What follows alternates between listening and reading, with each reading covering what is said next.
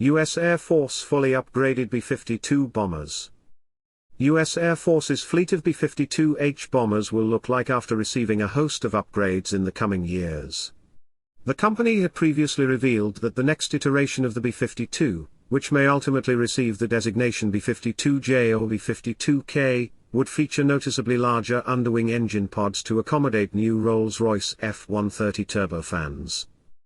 Air and Space Forces magazine's John Tirpak was the first to publish the rendering. This appears to have been cropped from a larger image based on a partial string of text along the top, what's left of which reads System Prototype models the design in 3D.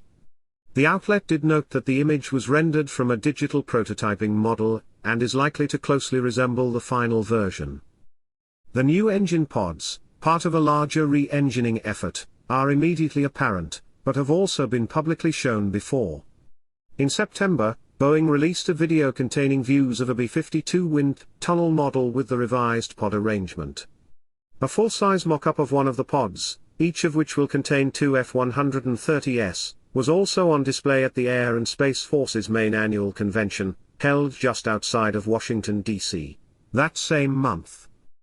The re-engineering program, which will also include a slew of other internal changes and additions, including the installation of digital engine control systems, is one of the most significant upgrades for the Air Force's B-52s in decades. The change from dated and long out of production Pratt & Whitney TF-33 turbofans to the new F-130s is set to increase the aircraft's range, enhance field performance, improve fuel economy, and reduce maintenance and logistics costs and burdens, among other improvements.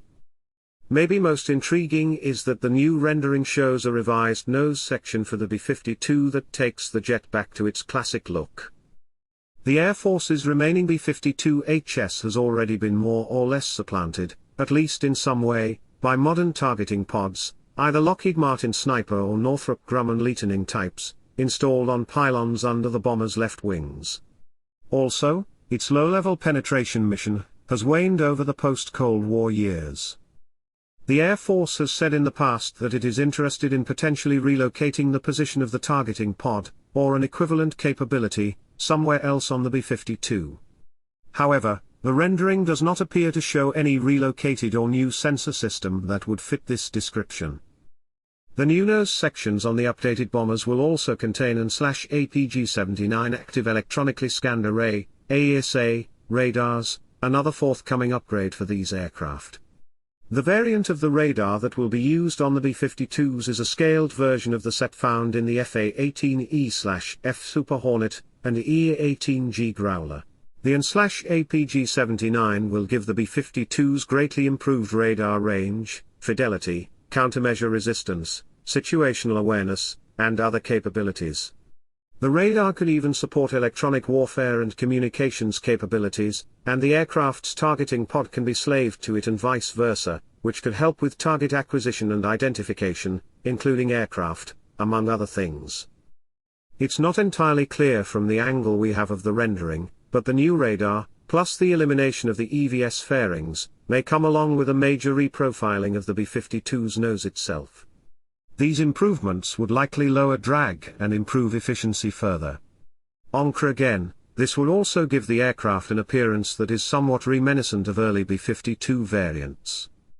The Air Force is still unsure of exactly when and how it will redesignate the remaining B-52s once they begin receiving various upgrades.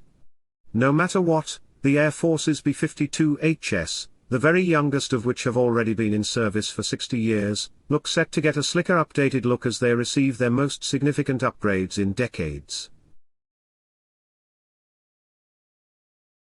Thank you for watching. Please like, share, comment, and subscribe.